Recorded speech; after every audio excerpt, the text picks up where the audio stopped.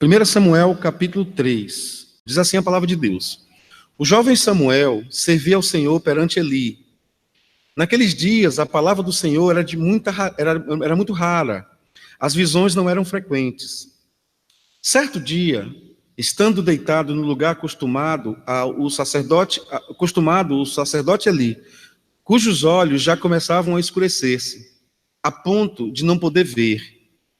E tendo-se deitado também Samuel no templo do Senhor, em que estava a arca, antes que a lâmpada de Deus se apagasse, o Senhor chamou o menino, Samuel, Samuel, e este respondeu, eis-me aqui. Correu a Eli e disse, eis-me aqui, pois tu me chamaste. Mas ele disse, não te chamei. Torna a deitar-te. Ele se foi e se deitou. Tornou o Senhor a chamar Samuel. Este se levantou, foi a Eli e disse, eis-me aqui, pois tu me chamaste. Mas ele disse, não te chamei, meu filho. Torna a deitar-te. Porém Samuel ainda não conhecia o Senhor, e ainda não lhe tinha sido manifestada a palavra do Senhor. O Senhor, pois, tornou a chamar a Samuel terceira vez, e ele se levantou e foi a Eli e disse, eis-me aqui, pois tu me chamaste.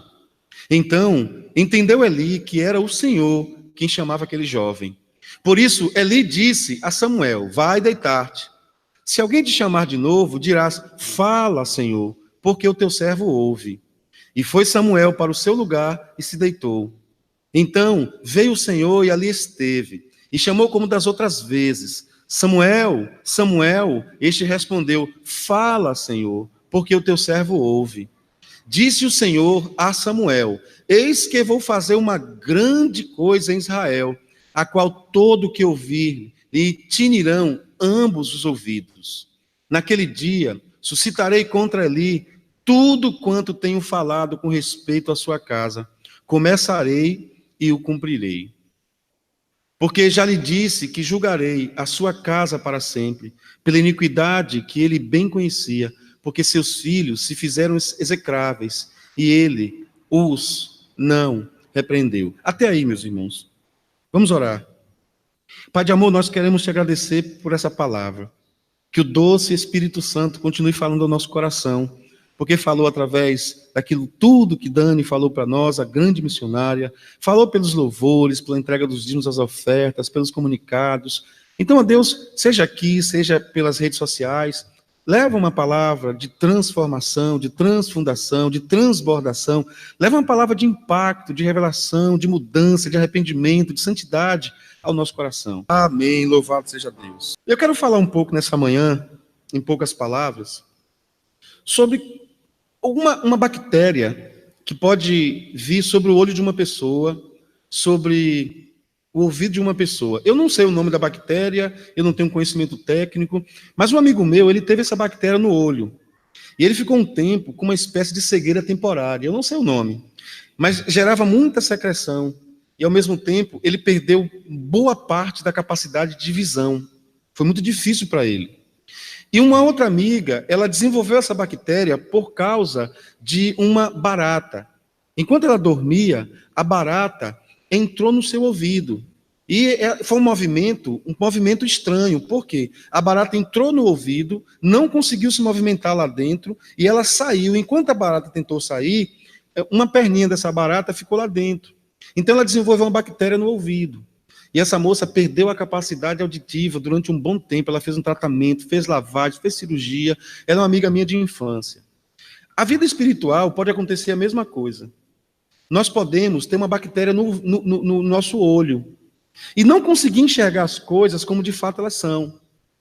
A gente pode desenvolver uma bactéria no nosso ouvido e não enxergar as coisas como de fato elas são. E aqui no texto, nós temos um sumo sacerdote. A diferença entre um sacerdote e alguém que simplesmente, vamos dizer assim, era crente, é muito grande, é larga, é espaçosa. Porque o sumo sacerdote era aquela pessoa que manipulava as coisas de Deus. O sumo sacerdote era aquela pessoa que falava das pessoas para Deus. No Antigo Testamento, nós tínhamos duas figuras importantes. Nós tínhamos o sacerdote e nós tínhamos o profeta. Quem era o profeta? Bom, o profeta era aquele que falava de Deus. Deus falava para o profeta algumas coisas, e esse profeta falava para as pessoas as coisas que Deus estava falando. E quem era o sacerdote? O sacerdote era aquele que ouvia as pessoas e dizia para as pessoas: fiquem tranquilos, que eu vou falar para Deus o que vocês estão me dizendo. Então o profeta fazia o caminho do céu para a terra, o sacerdote fazia o caminho da terra para o céu. Deu para entender, meus irmãos? O sacerdote, ele fazia o percurso da terra para o céu. O profeta, ele fazia o percurso do céu para a terra. Mas o profeta, ele era um sujeito que ele não tinha muito trato. Ele não era muito comum o profeta ter muita... ele não era muito robusto, ele não era polido. A maioria dos profetas do Antigo Testamento, raríssimos os profetas, que eles chegavam com muita delicadeza nas palavras. Geralmente o profeta, ele era mais duro com as palavras, mas eram sempre palavras de amor, porque eles rogavam, eles eram garimpadores de arrependimento. Então, geralmente, eles gritavam e diziam: assim diz o Senhor. A maioria era assim. Já o sacerdote, ele precisava ter um temperamento diferente. O sacerdote era aquele que pacientemente ouvia as pessoas, para entender o que as pessoas estavam passando, para propor à pessoa o que fazer. Eu não vou entrar muito nesse mérito agora, mas, deixando de lado o profeta, o sacerdote tinha uma outra questão. O sacerdote leal, ele tinha uma questão interessante, que ele queria ajudar as pessoas a sair do pecado para a santidade. Então, um crente bom, um crente santo, quando o sacerdote chama do pecado para a santidade, ele se abre. O crente ruim, ele se fecha. Aí o sacerdote tinha uma outra coisa. Ele era o único responsável de ter contato com Deus. É como se fosse aqui, nesse ambiente, eu sou o sacerdote. Oh, Deus, tem misericórdia de nós, porque no Senhor todos nós somos sacerdotes, todos nós. Mas estou fazendo uma linguagem comparativa. Se fosse naquela época, o sacerdote aqui é o pastor Hermes. Então aqui é conhecido como Santo Lugar, ou Santíssimo Lugar. E aí onde vocês estão, naquela época era conhecido como Santo Lugar. Aqui o Santo dos Santos, aí o Santo Lugar. Só que o Santo dos Santos, ele era separado por uma cortina, por um tecido. E lá dentro ficavam utensílios do Santíssimo Lugar. E ali ficava a bacia de bronze, ficava a Arca da Aliança, ficava os castiçais, o candelabro. Só que sim, cada um tinha um simbolismo. O candelabro, por exemplo, ele era a representação daquilo que viria lá no dia de Pentecostes. Ele era o Espírito Santo ali era a representatividade, a tipologia do Espírito Santo. A Arca da Aliança era um lugar depositário. Na perspectiva deles, a Arca da Aliança era a presença de Deus. Por isso, quem tinha a Arca da Aliança tinha o poder. Mas eu não vim aqui para falar disso. Só para os irmãos entenderem que o sumo sacerdote, quando Deus falava, ele era quem ouvia. O sacerdote era assim, Deus falou, ele ouvia. Mas eu queria dizer nessa manhã que o sacerdote ali, ele tinha uma bactéria espiritual no seu ouvido. Ele não conseguia ouvir a voz de Deus. Deus falava, ele não ouvia. Deus falava, ele não percebia. O que acontece? Quando Deus não fala de uma forma, Deus fala de outra. Eu queria dizer para os irmãos que Deus, ele deixou uma palavra registrada em Hebreus, que eu queria ler com os irmãos. Meninos, me ajudem aí. Hebreus, capítulo 1, primeiro versículo. Eu queria ler com os irmãos para tentar refletir num paralelo do Antigo para o Novo Testamento sobre o que é que a Bíblia quer nos expressar. Olha o que é que o escritor aos Hebreus está falando. Naturalmente, nós não sabemos quem escreveu a carta aos Hebreus. Teologia é apenas especulativa, mas quem escreveu a carta aos Hebreus conhecia muito o Antigo Testamento, muito mesmo. Mas conhecia com profundidade o Antigo Testamento, especialmente o Pentateuco. Esse livro ele é um tratado teológico, deve ser muito bem analisado. Mas olhe bem o que é que ele escreveu. Há uma versão que diz assim, tendo Deus, mas eu vou ler nessa versão, tendo Deus outrora falado aos pais, é assim que diz nenhuma versão. Mas eu gosto mais dessa aí que eu quero ler para os irmãos. Havendo Deus outrora, isto é, lá atrás, em outro tempo, falado, isto é, verbalizado, profetizado, expressado, comunicado. E aí ele diz uma coisa tremenda, não foi uma comunicação singular, foi uma comunicação em massa, muitas vezes. Ele está falando do fator quantitativo. Ele falou muitas vezes. Ali nós temos o que nós chamamos de quantidade. O fator quantitativo está expresso aí. Deus falou muitas vezes, quantitativo. Depois o autor diz mais. Além de falar muitas vezes, Deus foi policomunicativo. Isto é, Deus se comunicou de muitas formas. Agora nós saímos do fator quantitativo e nós entramos agora na pluralidade de Deus falar. Deus falou muitas vezes e Deus falou de muitas maneiras. Então, talvez em cada vez que Deus falou, Deus usou uma metodologia, Deus usou uma forma, Deus usou uma forma. Então, de muitas maneiras, muitas vezes, Deus falou aos pais. Quando nós lemos aos pais, na mente do autor a carta aos Hebreus, não contempla ainda a Igreja Batista Alvorada. Por quê? Porque o olhar dele, nesse momento, é um olhar para trás. Então aí ele está falando de todos os homens e mulheres que foram usados por Deus nesse tempo. Ele olha para trás e numa visão histórica, essa visão aí, além de ser profética, é uma visão histórica, porque quando ele tem tanto a Torá, quanto ele tem o Pentateuco nas suas mãos para ler, ele está vendo tudo que Deus falou a Abraão, a Isaac, a Jacó, a José, tudo ele está lendo. A Elias, a Eliseu, todo. Não apenas os patriarcas, mas os pais. E ele fala bem assim, mas ele falou aos pais sempre por intermédio dos profetas. Observe que lá a ênfase do texto é o sacerdote. Aqui está dizendo que Deus falou de muitas formas e de muitas maneiras pelos profetas. Olha aí como a comunicação do céu para a terra é via ministério profético. Verso 2. Nestes últimos dias, agora ele está vendo um contexto helenista, um contexto com uma gama mixigenada de línguas, de problemas, de religiões, de preceitos, mas também nós temos nesse período um resgate simbólico do Antigo Testamento. Está sendo pensado muitas coisas do Antigo Testamento e tem entrado na igreja. Então ele está agora dizendo o seguinte, antigamente ele fazia dessa forma, porque ele está olhando o contexto da igreja e muitas coisas acontecendo como se fosse um resgate de ritos antigos. Então ele diz, nesses últimos dias, esqueçam, jogar sal grosso no canto da casa. Nesses últimos dias, esqueça alho dentro da carteira. Nesses últimos dias, esqueçam que a oração vem por causa do seu jejum, ou por causa da sua oração. Nesses últimos dias, esqueça que é porque você ensinou, ou porque você veio para a escola bíblica, ou porque você é crente, ou porque você é batizado, ou porque você é ofertante, que a coisa acontece na sua vida. Não é por isso. É pela graça. Porque nos últimos dias, tudo vem por intermédio do Filho. Quem é o Filho? Jesus. Então, nos últimos dias, nos últimos dias, nos falou pelo Filho.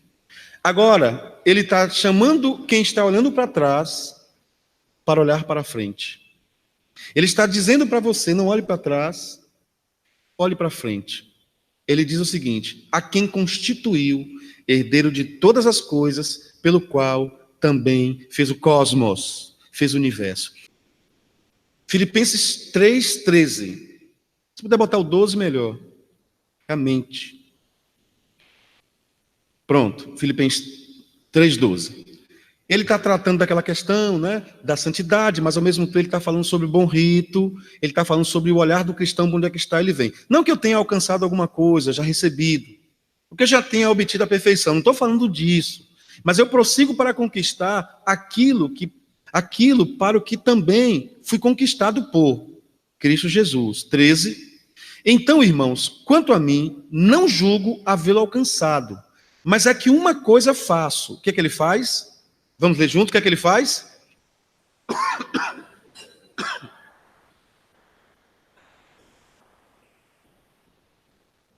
Então ele fez uma decisão na vida dele, eu vou esquecer das coisas que ficaram para trás.